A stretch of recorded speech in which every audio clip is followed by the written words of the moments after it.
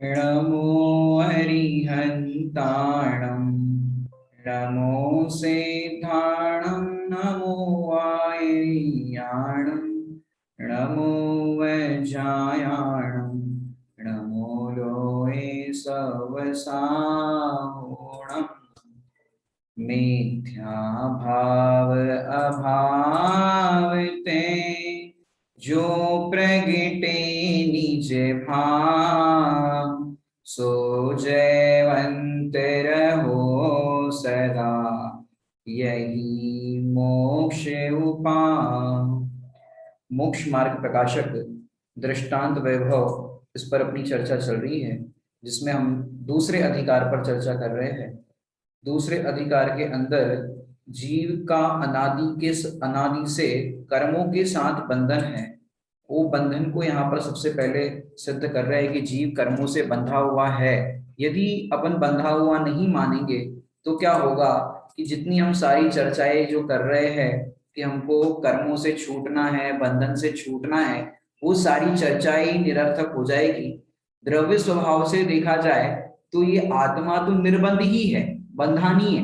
लेकिन पर्याय से देखा जाए तो जो संसार की अवस्था है उस अनुसार देखा जाए तो जीव का कर्म के साथ बंधन है। वो अपन ने कल के दृष्टांत में देखा था कि पुद्गल पुद्गल का जिस तरह से बंधन होता है, इस प्रकार चेतन का भी पुद्गल के कर्मों के साथ व्यवहार से बंधन कहने में आता है। इस प्रकार यहाँ पर जीव का अनादि के साथ कर्म बंधन है और फिर ये बंधा हुआ है, उसकी चर्चा अपन ने कल की थी। अब आगे के दृष्टांत पे जाते हैं।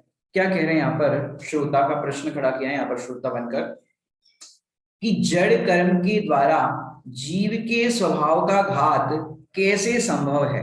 क्या प्रश्न खड़ा किया कि कर्म तो जड़ है और जड़ कर्मों के द्वारा जीव के स्वभाव का घात कैसे हो सकता है। मतलब जीव तो चेतन है और ये कर्म तो जड़ है, तो ये जड़ कर्म जो है वो चेतन का मतलब अपने आत्म स्वभाव का घात कैसे कर सकते हैं कि भाई वो कर ही नहीं सकते। तो यहाँ पर ऐसा प्रश्न खड़ा किया, क्यों? क्योंकि कर्म है वो जड़ है और जीव है वो चेतन है, तो जीव का कर्मों के साथ संबंध ही नहीं है, दोनों की जाति ही भिन्न भिन्न है।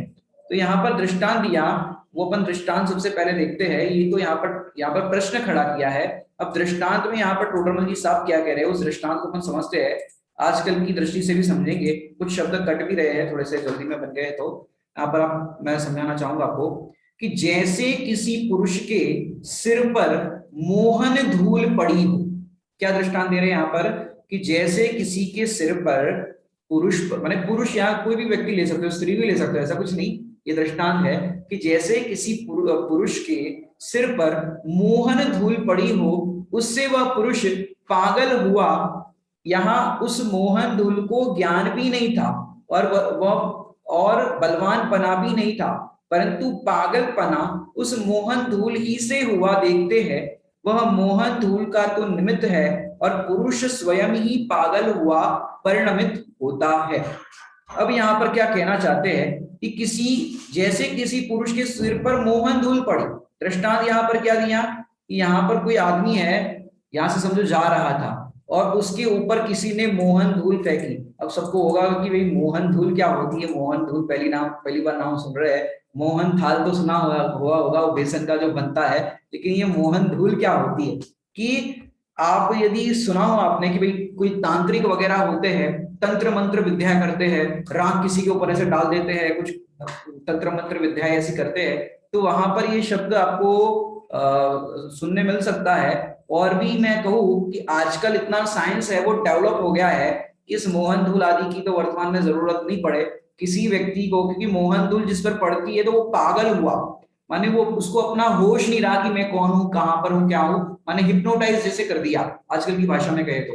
और जैसे कोई व्यक्ति किसी के को लूटना चाहता है या किसी को किडनैप करना होता है तो क्या करते हैं किडनैप करने वाले कि उसको पहले क्लोरोफॉर्म सुंघाते हैं। क्लोरोफॉर्म आपने देखा होगा कि फिल्मों में भी देखा होगा, एक ऐसा हैंकरचिप रुमाल लेंगे और किसी को ऐसा मुंह पे लगा देंगे, वो बेहोश हो जाएगा और फिर किडनैप करके लेके आते।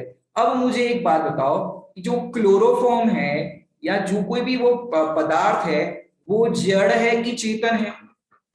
कि वो तो जड़ है। अब जड़ पदार्थ से चेतन के अंदर इस तरह से, माने चेतन उसके साथ है, जड़ और चेतन एक साथ साथ है, एक क्षेत्र होगा।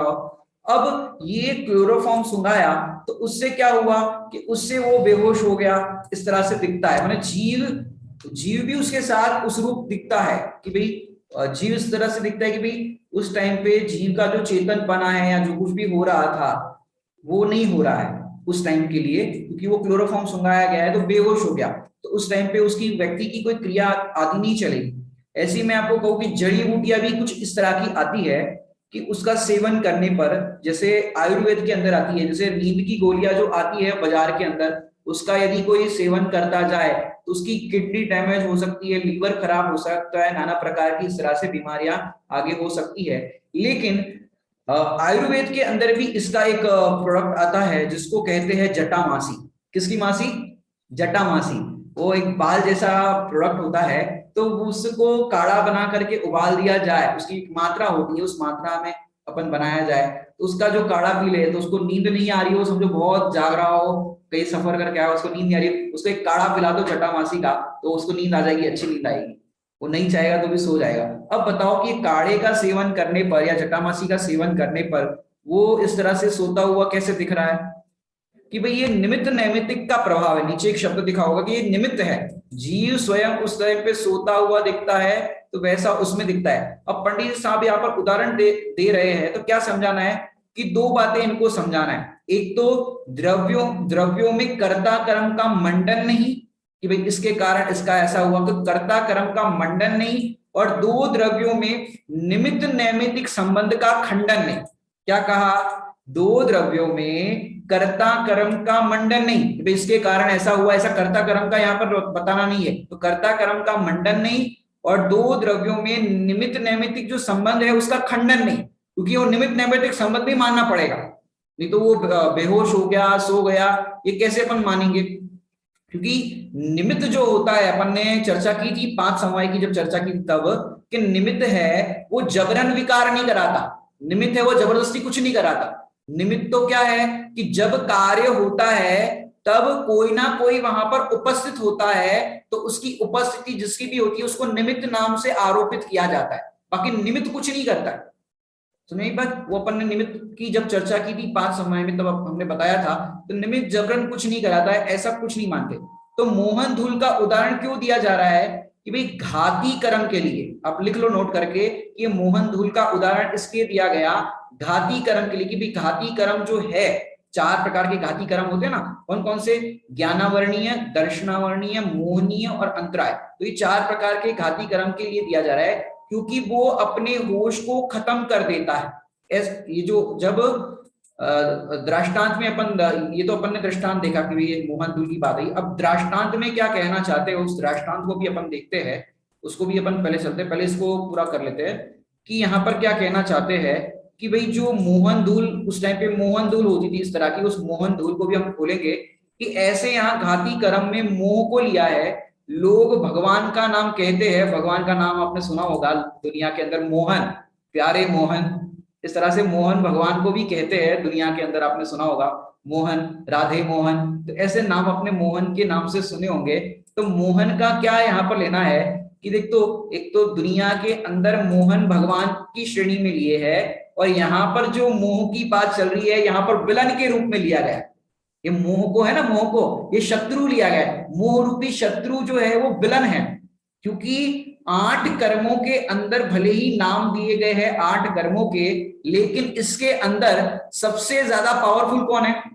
मोहनीय कर्म। ये मोहनीय कर्म है वो सबसे ज्यादा पावरफुल है और वही विलन है। इस मोहन को भी मोह नाम से जो लिया गया है, ये मोहन समझ लो। एक रसोई घर में आप जब रसोई बनाते हो तो एक नाम सुना होगा आपने, आटा मारते समय या फिर वस्तु बन जाती है, आज इसमें मोहन कम पड़ गया, मोहन मोहन मोहन बोलते हैं, तेल डालते हैं तेल, इसमें आज मोहन कम पड़ गया। तो जो मोहन है वही है मौन। मौन मौन मतलब अपन मोहन ना बोल करके मौन बोलते, मौन, कि मौन कम पड़ गया। और मौन मौन क्या है कि जो ऑयल डालते अपन, जैसे आप पराठा बनाते हो, कोई चीज बनाते हो तो मोहन डालना पड़ता है, क्यों? क्योंकि वो स्निग्धता नहीं रहेगी, उसकी चिकनाई नहीं रहेगी, तो पराठा वगैरह है कड़क हो जाएंगे, तो उसको फिर सॉफ्ट बनाए करने के लिए अपन मोहन डालते हैं।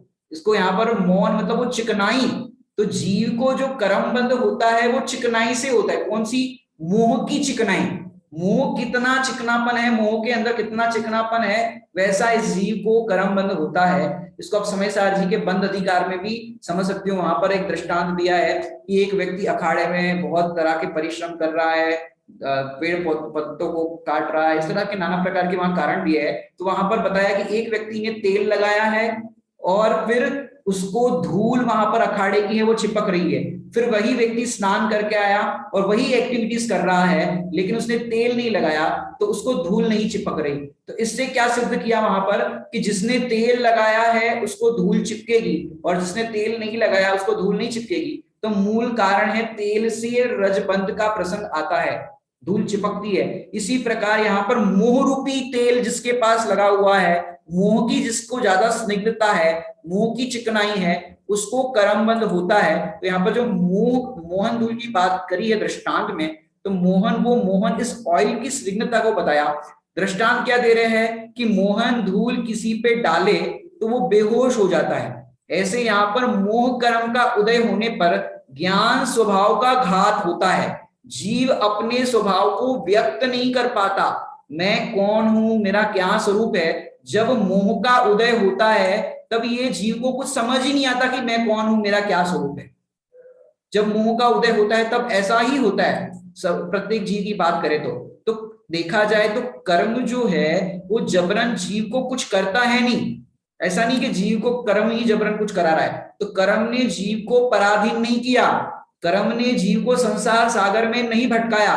क्योंकि भजनों के अंदर कई जगह आपने निमित्तों की प्रधानता के भजनों में सुना होगा कि कर्म ही हमको संसार में घुमाते हैं, कर्म ही पेर रहे हैं। ऐसे भजनों में आपको निमित्त की प्रधानता से कथन मिले तो ये मत समझना कि कर्म के कारण हो रहा है। अब पूजन की अंदर जो अष्टक है वो आपने पढ़ा होगा, यह कर्म घुमाता है मुझको, यह मिथ्या भ्रांति रही मेरी, मैं रागी द्वेषी हो लेता, जब परिणति होती जड़ केरी।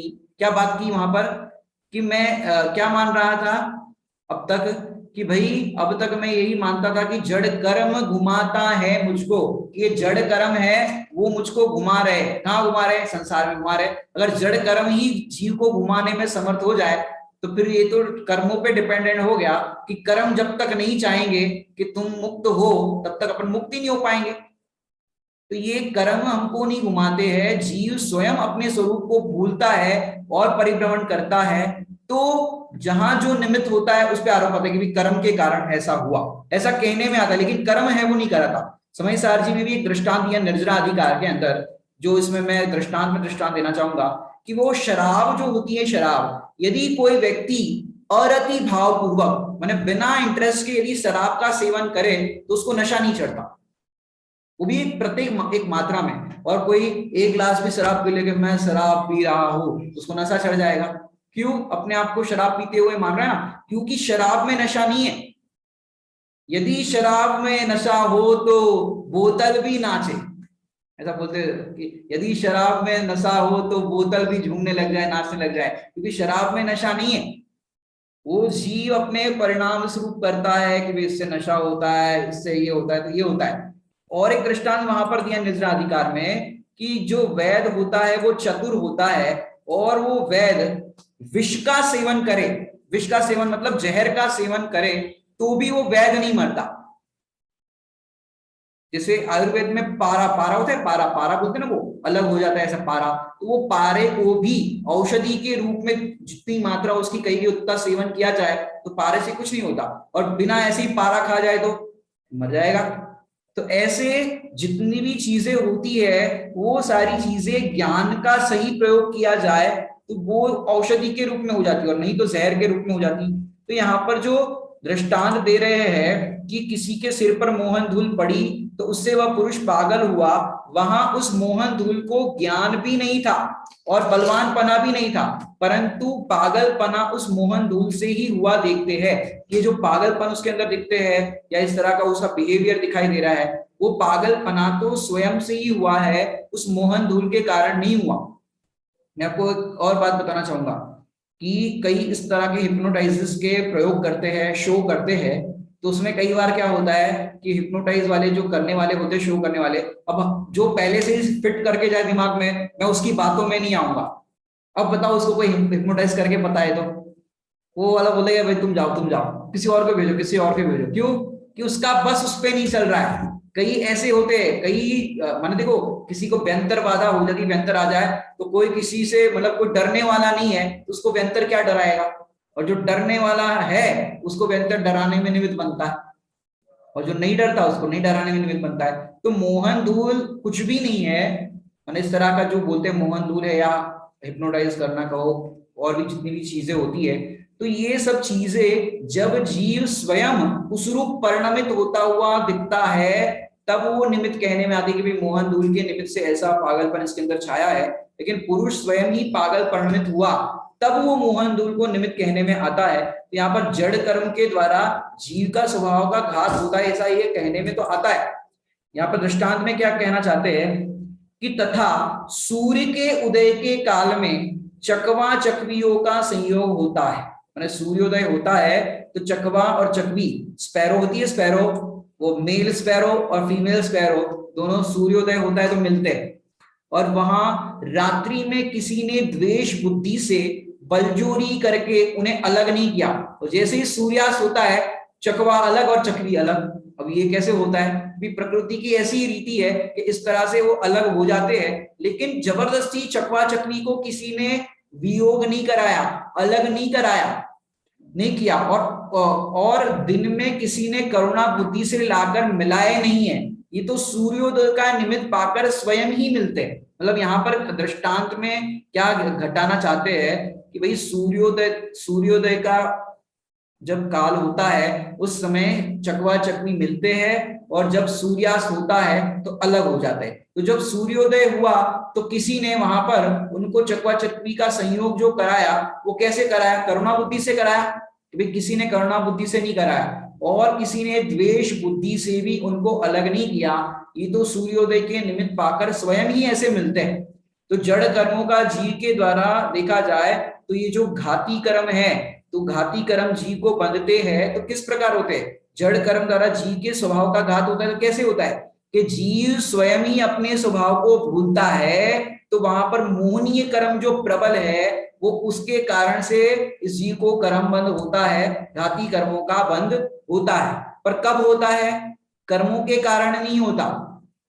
तो किसके कारण होता है? जीव अपना स्वयं का स्वरूप भूलता है, उस समय स्वयं ही वो जीव कर्मों से बंधा हुआ इस तरह से होता है। अब और क्या लिख रहे हैं इसमें सिद्धांत में? तो दृष्टांत यहां तक दो दृष्टांत दे दिए। दो दृष्टांत क्यों दिए? कौन बताएगा? दो दृष्टांत जो यहाँ पर दिए वो क्यों दिए? कि भाई ये दो दृष्टांतों को देने के लिए यहाँ पर इन्होंने दो दृष्टांत, घाती कर्म और अघाती कर्म, इस तरह से दो को बताने के लिए यहाँ पर दो दृष्टांत दिए है कि भाई यहाँ पर उनको क्या बताना चाहते हैं कि दो दृष्टांत क्या दिए कि घाती कर्म और अघाती कर्म। माने घाती कर्म के लिए मोहन धूल का दृष्टांत दिया, वो घाती कर्म के लिए यहाँ पर दिया।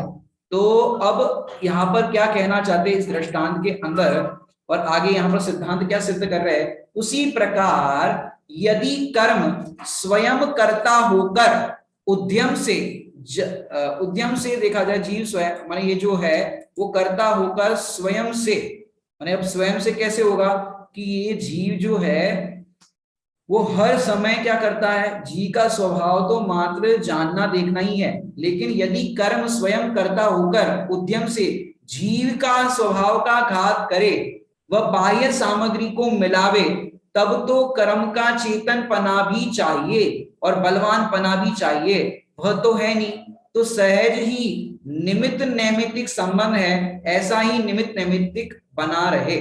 अब क्या कहना चाहते हैं यहाँ पर समझना जरा ध्यान से, कि उसी प्रकार दो दृष्टांत यहाँ पर क्या क्या दिए? एक तो चकवा चकवी के वियोग का दिया और उसके पहले मोहन धूल का दिया। तो वहां पर निमित्त नैमित्तिक संबंध तो बताया, लेकिन गलती जीव की बताई। उसी प्रकार यदि कर्म स्वयं करता होकर, अब यहाँ पर क्या कहना चाहते हैं टोटमली साहब कि उसी प्रकार वहां पर तो निमित्त की मुख्यता से कथन किया कि भाई मोहन धूल के कारण पागलपन हुआ, और यहाँ पर जो चकवा चकवी का संयोग कहो और चकवा चकवी का वियोग कहो वो सूर्योदय और सूर्यास्त से हुआ, तो सूर्य को निमित्त की प्रधानता से कथन किया। तो यदि उसी प्रकार यदि कर्म स्वयं कर्ता होकर उद्यम से जीव के स्वभाव का घात करे, क्या कहा, कर्म जो है वो स्वयं कर्ता होकर उद्यम से जीव के स्वभाव, जब यहाँ पर जाब लिखा है गलती से, स्पेलिंग मिस्टेक है, उद्यम से जीव के स्वभाव का घात करे तो वह बाह्य सामग्री को मिलावे, तब तो कर्म को चेतनपना भी चाहिए। समझ में आ रही बात? क्योंकि जीव कर्म है वो जड़ है, उसको तो कुछ पता ही नहीं है कि मेरे को संयोग मिलाना है कि छुड़ाना है कि कुछ करना है, वो कर्म को तो कुछ भी आइडिया नहीं है, वो तो जड़ है, माने डीएक्टिवेट, माने एक्टिवेशन उसमें है ही नहीं किसी भी प्रकार का। तो कर्म यदि स्वयं कर्ता होकर उद्यम से जीव के स्वभाव का घात करे, वो पुरुषार्थ करके भाई मेरे को जीव के स्वभाव का घात करना है, तो कर्म पूरी प्लानिंग करके ये करे, तो कर्म के अंदर तो चेतनपना चाहिए, जानना जानना उसका स्वभाव चाहिए, तो ये चेतनपने का स्वभाव तो उसके अंदर है नहीं, तो बाह्य सामग्री को मिलाएगा कैसे? और बलवानपना भी चाहिए। अब कर्म के अंदर बलवानपना भी नहीं है और चेतनपना भी नहीं है, जब कर्म में बलवानपना और चेतनपना है ही नहीं, तो वो अपने स्वभाव का कैसे घात कर सकता है? पर क्या कह रहे हैं, वह तो है नहीं, माने उसके अंदर देखो दो बातें नहीं है, कर्म के अंदर चेतनपना भी नहीं है और बलवानपना भी नहीं है, दो चीज नहीं है, तो वो उद्यम करके बाह्य सामग्री या जीव के स्वभाव का घात करने में कुछ कर नहीं सकता। कौन? कर्म। पर क्या होता है, सहज ही निमित्त नैमित्तिक संबंध है, ऐसा ही निमित्त नैमित्तिक बन रहा है। यहां पर किस पे लास्ट में ढोल दिया कि भाई देखो, जीव स्वयं अपने स्वरूप को भूलता है और भूलने पर कर्म वहां होते हैं, तो कर यहाँ पर चिकनाई है, तुम्हारे मोह की चिकनाई है, मोहन धूल जो बताई थी, मोह की चिकनाई है, अपने स्वभाव को तुम भूल गए हो, तो उस समय क्या होता है कि वो जो कर्म है वो कर्म चिपक जाते हैं। अब निमित्त नैमित्तिक संबंध ऐसा ही है कि यहाँ तुमने जरा सा अपने स्वभाव को स्वभाव से सरके, तो सरकने से संसार हो गया, स्वभाव से सरकना तो हुआ संसार खड़ा। अब ये निमित्त नैमित्तिक संबंध है, बाकी कर्म यदि चाहे कि मैं जीव को बांधू तो ऐसा कर नहीं सकता, और जीव स्वयं चाहे कि मैं कर्म को बांधू तो जीव भी ऐसे बांध नहीं सकता। गलती कहां पर हो रही है कि जीव अपने स्वरूप को भूलता है और वहां से स्वभाव से सरकता है, तो वहां कर्म तो बैठे ही है, जहां कर्म रज ऐसी है, कर्म है वो क्या है, रज है, धूल है, और यहाँ पर मोह है, उस वो चिकनापन है, तो मोह की चिकनापन से कर्म रूपी रज चिपक जाती है। अब किसके कारण हुआ संसार बंध, तो कहने में तो ये आएगा कि कर्म रज चिपक गई, इसके कारण संसार रज, संसार कर्म का इस तरह से अपना बंधन हो रहा है। तो यहाँ पर जो प्रश्न खड़ा किया कि जड़ कर्मों के द्वारा जीव के स्वभाव का घात कैसे संभव है, कि भाई कर्मों के द्वारा संभव नहीं है, लेकिन जीव अपने स्वभाव से च्युत होता है, तो उसी समय कर्म जो होते हैं वो निमित्त नैमित्तिक रूप से होने से बंधन को प्राप्त होता है जी। तो इस प्रकार से कर्म का बंधन होता है। अब अपन अगले दृष्टांत पे जाते हैं। अब यहाँ पर क्या प्रश्न खड़ा किया, क्या हमारे प्रगट ज्ञान जितना ही हमारा स्वभाव है? देखो कितने सुंदर सुंदर यहाँ पर प्रश्न खड़े किए हैं, उत्तर भी इतने इतने सुंदर सुंदर यहाँ पर प्रस्तुत कर रहे हैं कि भाई हमारा जो प्रगट ज्ञान है, कि भाई जिसके पास जो ज्ञान है, क्या वो ज्ञान जो सबके पास है, क्या वही कर्म बंध का कारण है? अरे सॉरी, क्या प्रगट ज्ञान जितना है, मतलब अभी आपके पास जितना भी ज्ञान है उतना ही हमारा स्वभाव है, जितना ज्ञान है उतना ही हमारा स्वभाव है? कि अगर ऐसा हो तो शिव भूति जो मुनिराज है, आपने नाम सुना होगा शिव भूति मुनिराज का, कि उनको नमोकार मंत्र तक याद नहीं रहते थे, तो उनका क्षोभम ज्ञान कितना कम था, तो क्षोभम ज्ञान उनका कम है, तो उतने कम ज्ञान वाला ही आत्मा है क्या? उतने कम ज्ञान वाला ही स्वभाव है क्या आत्मा का? और अपन देखे कि अकलंक निकलंक थे, तो अकलंक को एक बार में याद होता था और निकलंक को 2 बार में याद होता था, तो एक बार में याद होता है उतना ही ज्ञान का स्वभाव है हमारा, या दो बार में याद होता है उतना ही हमारा ज्ञान का स्वभाव है, तो कितना ज्ञान का स्वभाव कि भाई अकलंक निकलंक की बात कहो तो उनका 1 बार 2 बार में याद होता था, शिव भूति मुनिराज का कहो कोई नमोकार मंत्र तक याद नहीं होते थे। ऐसे नाना प्रकार के आप आगम परिपेक्ष में दृष्टांत या ज्ञान की इस तरह से देख सकते हो तारतम्यता। भाई आत्मा है वो कितने प्रकार का है, कम ज्ञान वाला है, ज्यादा ज्ञान वाला है, कितने ज्ञान वाला है आत्मा बताओ? बहिरात्मा, अंतरात्मा और परमात्मा, 3 प्रकार के आत्मा की चर्चा आप लोगों ने सुनी होगी, बहिरात्मा, अंतरात्मा और परमात्मा। तो आत्मा कितने प्रकार के होते? आत्मा परमात्मा होता है, अंतरात्मा होता है कि बहिरात्मा होता है? आत्मा क्या होता है आत्मा? आप लोग से प्रश्न पूछ रहा हूं, आप कौन हो? बहिरात्मा हो, अंतरात्मा हो कि परमात्मा हो? कौन हो? तीन बातें आपके सामने है, बहिरात्मा, अंतरात्मा कि परमात्मा? बताओ कौन सी उंगली बताओगे? बहिरात्मा, अंतरात्मा की परमात्मा? पहली उंगली बता रहे हो, बहिरात्मा, अंतरात्मा या परमात्मा? कि ये बताओगे आत्मा? कि भाई हम बहिरात्मा भी नहीं है, अंतरात्मा भी नहीं है और परमात्मा भी नहीं है, हम तो ओनली आत्मा। क्यों? बहिरात्मा, अंतरात्मा और परमात्मा ये क्या है? आपने अष्टपहुड़ जी की गाथा अगर सुनी होगी, अरिहंत सिद्धाचार्य पाठक साधु है परमेष्टिपण, सब आत्मा की अवस्था है, आत्मा ही है शरण। सब आत्मा की अवस्थाएं है और आत्मा ही है शरण। आत्मा ना बहिरात्मा होता है, ना अंतरात्मा होता है, ना परमात्मा होता है।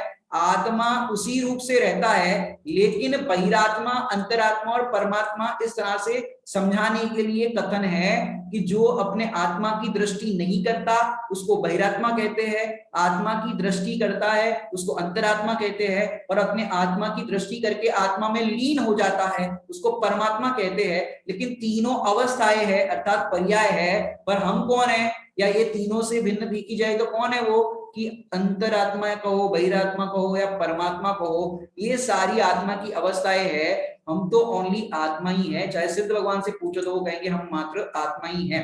तो आत्मा है तो आत्मा का स्वभाव कितना है? यहाँ पर पूछ रहे हैं क्या हमारे प्रगट ज्ञान जितना ही हमारा स्वभाव है, कि जितना हमारा क्षोभम ज्ञान कहो, हमारा जितना वर्तमान में ज्ञान है उतना ही स्वभाव है?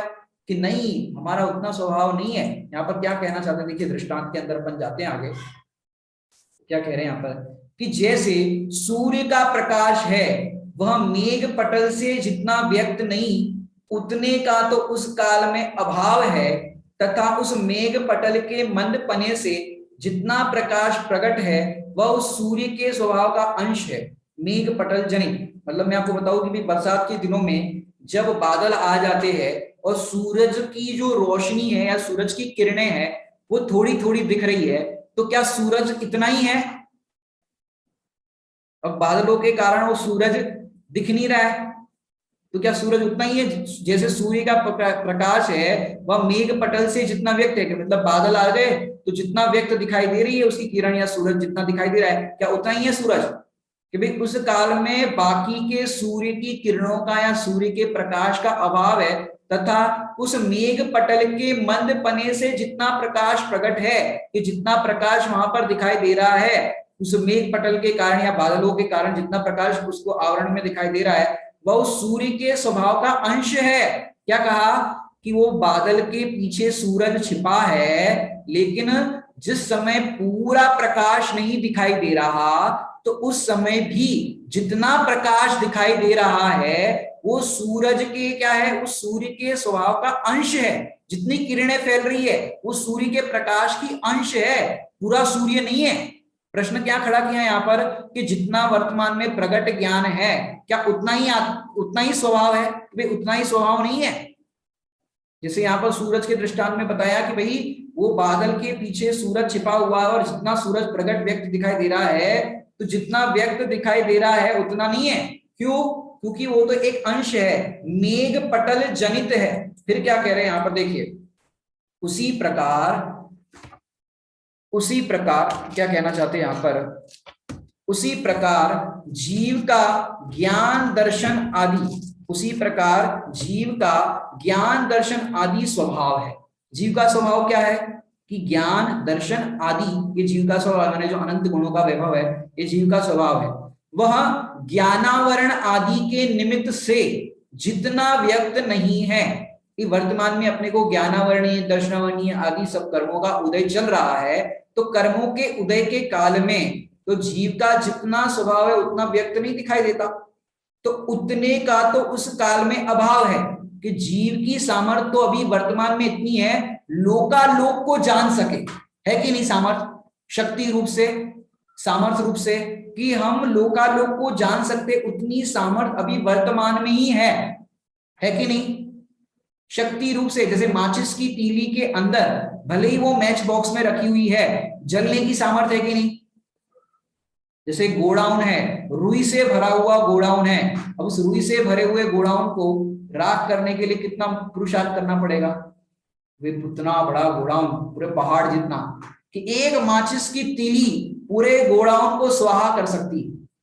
क्यों? उसके अंदर ऐसी सामर्थ्य है। लेकिन अभी तो कुछ नहीं हो रहा है, अभी वो मैच बॉक्स में पड़ी हुई है, इसलिए कभी कुछ नहीं हो रहा है, लेकिन उसके अंदर सामर्थ्य है। ऐसे जीव का ज्ञान दर्शन आदि स्वभाव है, और वह ज्ञानावरण आदि के निमित्त से जितना व्यक्त नहीं है, क्योंकि ज्ञानावरण कि ज्ञान का आवरण आ गया है। आवरण आने के कारण क्या है कि जीव का ज्ञान का जो स्वभाव है पूर्ण रूप से व्यक्त नहीं है, अभी अव्यक्त है, उस काल में उसका अभाव है, पूर्ण ज्ञान नहीं है। तो तथा उन कर्मों के क्षयोपशम से, क्षय और उपशम, कुछ कर्म का उपशम है, कुछ कर्मों का क्षय है। तो जितने कर्मों का क्षय और उपशम है, तो उन कर्मों के क्षयोपशम से जितने ज्ञान आदि प्रकट है, कि जितना वर्तमान में ज्ञान प्रकट है, आप लोग अपने वीडियो ऑन कर सकते हैं, कि जितना ज्ञान आपका प्रकट है वे उस जीव के स्वभाव के ही अंश है। कि भाई ये देखो कि आपको जितना जितना तो आवरण है, तो जितना आवरण है उतना क्या है, कि भाई जितना आवरण है उतना उतना तो जीव का जो स्वभाव है वो व्यक्त रूप से नहीं दिखाई दे रहा है। और जितना कर्मों का क्षयोपशम है, ज्ञानावरण आदि कर्मों का क्षयोपशम है, तो उससे जितने ज्ञान आदि प्रकट है, कि जितना ज्ञान है वो प्रकट दिखाई दे रहा है, वे उस जीव के स्वभाव के ही अंश है। वर्तमान में आपके पास कितने ज्ञान है? मति ज्ञान, शुद्ध ज्ञान, ये है ना। तो ये मति ज्ञान, शुद्ध ज्ञान भले ही अल्प ज्ञान है, लेकिन ये अपने ज्ञान स्वभाव का ही अंश है। क्या है? अपने ज्ञान स्वभाव का ही अंश है। अब अपने को देखो, जीव का मति ज्ञान और शुद्ध ज्ञान वर्तमान में होने पर जानना देखना स्वभाव है कि नहीं? जानना देखना जीव का स्वभाव है। भले ही मति ज्ञान है, शुद्ध ज्ञान है, लेकिन जीव का जानना देखना स्वभाव है। तो उस समय जानना देखना स्वभाव, मति ज्ञान शुद्ध ज्ञान के काल में, और केवल ज्ञान हो जाए उस समय भी क्या है, कि भाई केवल ज्ञान हो जाए उस समय भी जीव का स्वभाव तो जानना देखना है। अब अंतर कहां पड़ा? जानने की क्वालिटी में अंतर पड़ा कि क्वांटिटी में अंतर पड़ा? क्वांटिटी में अंतर पड़ा। क्वालिटी तो जानने की एक सी है। अब दर्पण है, तो दर्पण के अंदर छोटा दर्पण है और बड़ा दर्पण है। तो छोटा दर्पण भी पदार्थों को झलकाने का काम कर रहा है, और बड़ा दर्पण है वो भी पदार्थों को झलकाने का काम कर रहा है। अब छोटे दर्पण में कम पदार्थ झलक रहे हैं, और बड़े दर्पण के अंदर ज्यादा पदार्थ झलक रहे हैं। लेकिन दर्पण तो अपना काम जो है झलकाने का, वो तो एक सा ही कर रहे हैं कि नहीं कर रहे? कि भाई वो एक सा ही कर रहे हैं। दर्पण अपने झलकाने का जो काम है, दिखने का पदार्थों का काम है, वो एक सा ही कर रहे हैं। लेकिन उस समय जो क्वांटिटी है, छोटे दर्पण में कम पदार्थ झलक रहे हैं, बड़े दर्पण में ज्यादा पदार्थ झलक रहे हैं। लेकिन जो क्योंकि देखो यहां पर छोटे दर्पण में उसका अंश दिखाई दे रहा है, बाहर पदार्थ तो बहुत सारे, लेकिन उसका अंश दिखाई दे रहा है। और बड़े दर्पण के अंदर पूरे जितने भी पदार्थ है वो सारे दिखाई दे रहे हैं। तो क्वांटिटी में अंतर है, बाकी क्वालिटी तो है जानने की, वो सहज ज्ञान जानने का है, सहज ज्ञान ज्ञान रूप से प्रणमन हो रहा है, वो तो सबका एक सा ही हो रहा है। मैंने इससे सर्वज्ञता की भी सिद्धि होती है। देखा जाए तो आपके घर में भी दर्पण होगा, आप दर्पण के सामने देख सकते हो। मैंने शायद पिछली क्लासों में भी कई बार ये प्रयोग कराए हैं कि दर्पण के अंदर आपको मैं प्रश्न पूछता हूं कि दर्पण के सामने जो वस्तु होगी वही दिखेगी, या जो नहीं होगी वह भी दिखेगी? बोलो क्या कहना है आपका?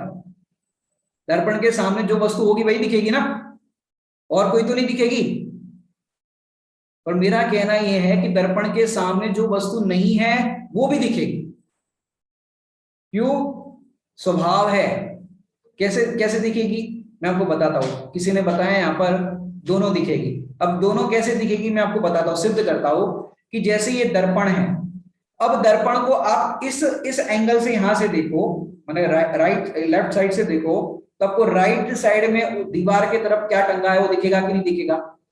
दीवार की तरफ उधर क्या टंगा है दिखेगा कि नहीं दिखेगा? इस कोने से देखो, दर्पण के इस कोने से देखो, तो वहां क्या टंगा है दिखेगा कि नहीं दिखेगा? फिर दर्पण को ऊपर से देखो तो नीचे का फ्लोरिंग दिखेगा कि नहीं दिखेगा? अब फ्लोरिंग के तरफ दर्पण नहीं है, लेकिन दिखेगा कि नहीं दिखेगा? अब दर्पण को नीचे की तरफ से देखो तो ऊपर का सीलिंग दिखेगा कि नहीं दिखेगा? ऐसे दर्पण को माने अलग अलग कोने से अलग अलग जगह से देखो तो दर्पण के अंदर, दर्पण के सामने मतलब पदार्थ नहीं है वो भी दिख रहे हैं, दिख रहे कि नहीं दिख रहे? अभी आप लोग प्रयोग करके देखना क्लास के बाद कि जो दर्पण है वो सामने अपने सामने है, लेकिन दर्पण जिस तरफ नहीं है, कोने की तरफ नहीं है, इस तरफ नहीं है, उस तरफ नहीं है, पूरा घर का दृश्य आपको उस दर्पण के अंदर दिखेगा। एक चीज ऐसी नहीं कि नहीं दिखेगी।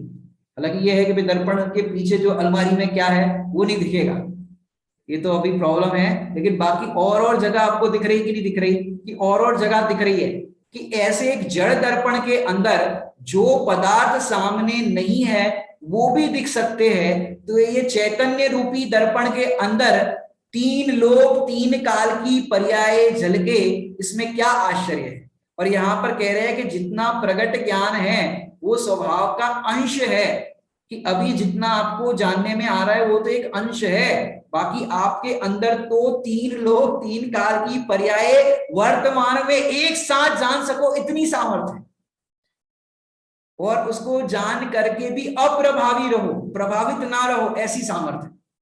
वही वर्तमान में कम ज्ञान है जिसको अपन पढ़ते हैं स्तुति के अंदर, सकल गे ज्ञायक तदपि निजानंद रसलीन। ऐसे यहां पर समझो वर्तमान में कोई ज्ञानी हो तो ज्ञानी कहेंगे अल्प गेय ज्ञायक तदपि, अल्प गेय ज्ञायक तदपि निजानंद रसलीन, कि केवल ज्ञानी परमात्मा जो है वो लोकालोक को जानते हैं पर निजानंद रसलीन। ऐसे हम कम गेयों को जानते हैं फिर भी निजानंद रसलीन। हम में और उनमें क्या अंतर है? खाली जानने के क्वांटिटी का ही तो अंतर है, बाकी जानने का स्वभाव तो एक सा ही है। तो वर्तमान में आप कम जान रहे हो वो भी एक स्वभाव का अंश है, और लोकालोक को जान रहे हो वो भी एक ज्ञान का ही प्रोसेस का, इसका ज्ञान का विकास है।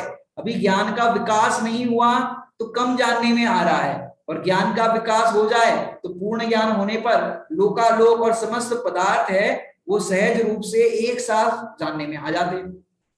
तो यहाँ पर क्या कह रहे हैं कि वर्तमान में प्रगट ज्ञान है, क्या उतना ही ज्ञान का स्वभाव है?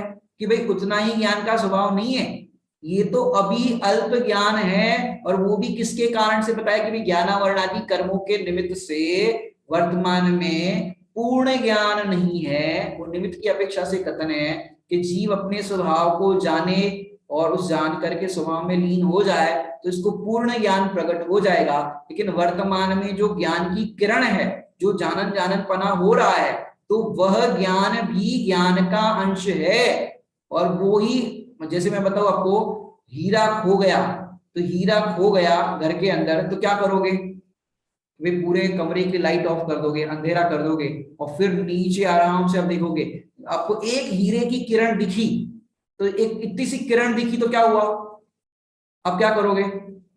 हीरा मिल गया, ऐसा आप एकदम से अंदर से कैसा होगा? आपको हीरा मिल गया, अब एक किरण ही तो दिखी, अब एक किरण से थोड़ी ना हीरा होता है।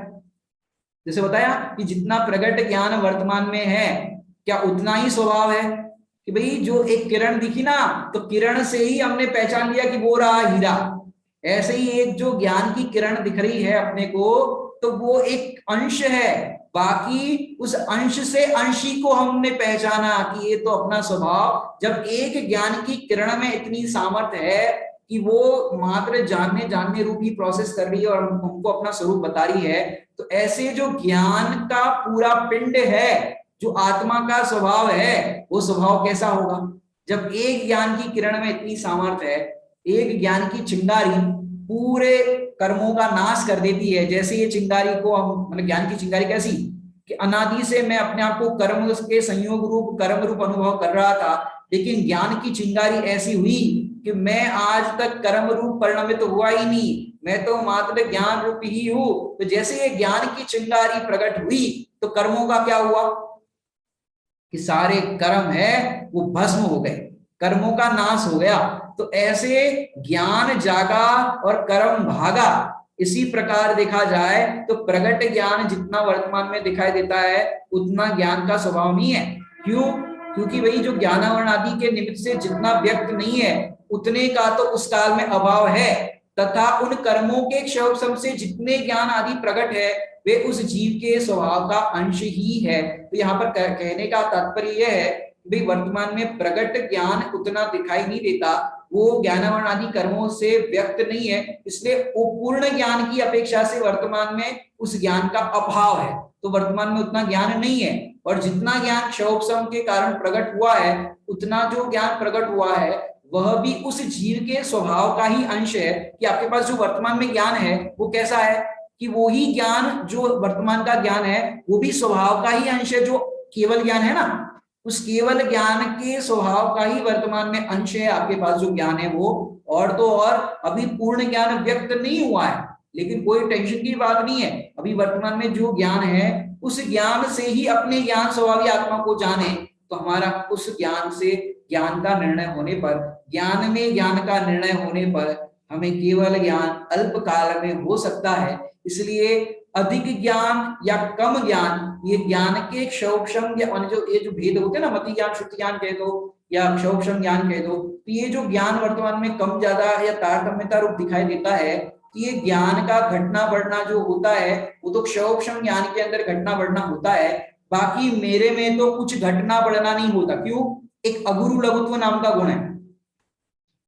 तो अगुरु लघुत्व गुण क्या बताता है कि हमारे अंदर कुछ घटता बढ़ता नहीं। अगुरु लघु के बढ़ भी नहीं जाता, केवल ज्ञान होने पर मैं बढ़ता नहीं, और निगोध के अंदर अक्षर वे अनंत वे भाग का ज्ञान होता है तो मैं घटता नहीं। कि कम ज्ञान होने पर मैं घटता नहीं और केवल ज्ञान होने पर बढ़ता नहीं। जो सामान्य ज्ञान है, जो जानन जानन जानन जानन जानन जो हमारा अंदर हो रहा है वो सहज ज्ञान ही मैं हूं, ऐसा निर्णय होता है, उसको स्वभाव का निर्णय होता है। और वो स्वभाव के निर्णय होने पर उसको केवल ज्ञान होता है, परंपरा से मोक्ष की प्राप्ति होती है। इसलिए हमारे पास जितना ज्ञान प्रकट है, यहाँ पर जो प्रश्न खड़ा किया था, क्या प्रश्न खड़ा किया था, अपन एक बार फिर से प्रश्न को देखते हैं और फिर इसका निष्कर्ष निराकरण करते हैं कि क्या हमारे प्रकट ज्ञान जितना ही हमारा स्वभाव है। तो यहाँ पर दृष्टांत में ये बात बताइए कि सूर्य का जो प्रकाश है वो बादलों में छिप जाता है, तो क्या सूर्य का जो प्रकाश है वो इतना ही है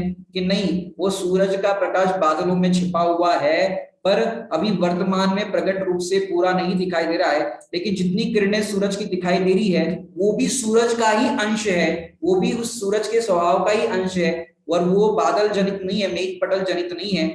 उसी प्रकार जीव का ज्ञान दर्शन आदि स्वभाव है वह ज्ञानावरण आदि के निमित्त से जितना व्यक्त नहीं है, क्योंकि कर्म के कारण जितना स्वभाव जानने में नहीं आ रहा है, जितना ज्ञान प्रकट नहीं है, व्यक्त नहीं है, उतने का तो उस काल में अभाव है। क्योंकि वर्तमान में केवल ज्ञान नहीं है तो केवल ज्ञान का अभाव है, तो उतने का तो अभाव है। तथा उन कर्मों के क्षोभसम से जितने ज्ञान आदि प्रकट है, कि कर्म का जितना कर्मों का क्षोभसम है और वर्तमान में जितना ज्ञान प्रकट है, तो वे उस जीव के स्वभाव का ही अंश है। कि वो हमारे जो ज्ञान स्वभाव है, जानन स्वभाव है, उसका ही अंश है जो प्रकट वर्तमान में दिखाई दे रहा है। तो कम ज्ञान या ज्यादा ज्ञान कहो, वो इस ज्ञान का ही अंश है, अर्थात ज्ञान का ही स्वभाव है। तो आपको बस इतना समझना है कि वर्तमान में जो ज्ञान है उस ज्ञान से ज्ञान का निर्णय करना है। वो ज्ञान है, वो लक्षण है, और लक्षण से लक्ष्य तक पहुंचना है। तो ऐसे हम लक्षण से लक्ष्य तक पहुंचेंगे तो ज्ञान का निर्णय हो जाएगा। तो ऐसे हम सब प्रगट ज्ञान जितना है उससे भी अपना कार्य की सिद्धि कर सकते हैं। इसके लिए कोई ज्यादा शास्त्रों का ज्ञान हो, ज्यादा क्षौषम ज्ञान हो, उसकी आवश्यकता नहीं है। आपके पास जो भी ज्ञान है वर्तमान में, उस ज्ञान से ज्ञान में निर्णय करो कि मैं तो मात्र जानने देखने वाला हूँ। इतना आपने निर्णय कर लिया, मैं तो मात्र आत्मा हूँ, शरीर अलग है और मैं उससे भिन्न हूँ, इतना आपने भेद विज्ञान कर लिया तो हो गया काम। माने ये इतना भेद विज्ञान करना कितना है पता है आपको, कि बहुत शास्त्रों को पढ़ो और बहुत शास्त्रों को पढ़ करके आप ये निर्णय करो कि देह अलग है और आत्मा अलग है। और कम शास्त्र भी पढ़े हो आपने और ये निर्णय करो कि देह अलग है और आत्मा अलग है, तो दोनों इक्वल है। क्यों? निर्णय तो यही करना था ना। एक अंतिम दृष्टांत देकर के बात पूरी करूं। जैसे कहीं पर अपन तीर्थ यात्रा के लिए सब लोग गए हो, और सब लोग अपने अपने ग्लास में अपने नींबू पानी सबने पिया हो। अब ग्लास अपन ने बाई के हाथों मंजवाने के लिए वहां पर रख दिए सबके एक साथ। अब अपने अपने ग्लास अपने को छाटने, अब वहां पर सारे ग्लास इकट्ठा रख दिए। अब आप वो ग्लास जितने भी बहुत सारे 100 ग्लास रखे हैं, कब तक ग्लास को छाटते रहोगे, कब तक खोजते रहोगे? कि जब तक अपना ग्लास ना मिल जाए तब तक। और समझो 2-3 ग्लास सरका के अपन ने देखा, अपना ग्लास मिल गया, फिर क्या करोगे? और ग्लास को देखोगे? कि और ग्लास को नहीं देखेंगे, अपना ग्लास मिल गया तो अपना काम हो गया, और ग्लासों को देखेंगे नहीं। ऐसे आपके पास वर्तमान में जितना ज्ञान प्रकट है, उस प्रकट ज्ञान के अंदर आपने ज्ञान स्वरूपी भगवान आत्मा देख लिया। अब जगत में अन्य कुछ देखने की अभिलाषा नहीं रहेगी, बस ज्ञान स्वरूप हूँ। तो ज्ञान स्वरूप का निर्णय करते हैं, तो उस आंशिक ज्ञान से भी, जो आंशिक प्रकट ज्ञान है, उस प्रकट ज्ञान से भी जीव अपने को परिपूर्ण अनुभव करता है, तो उसको केवल ज्ञान भी होता है, मोक्ष की प्राप्ति भी होती है। इतना सहज और सरल मार्ग है। अभी हम विराम लेते हैं, इसकी विशेष चर्चा कल करेंगे। ओम नमः सिद्धेश्वराय।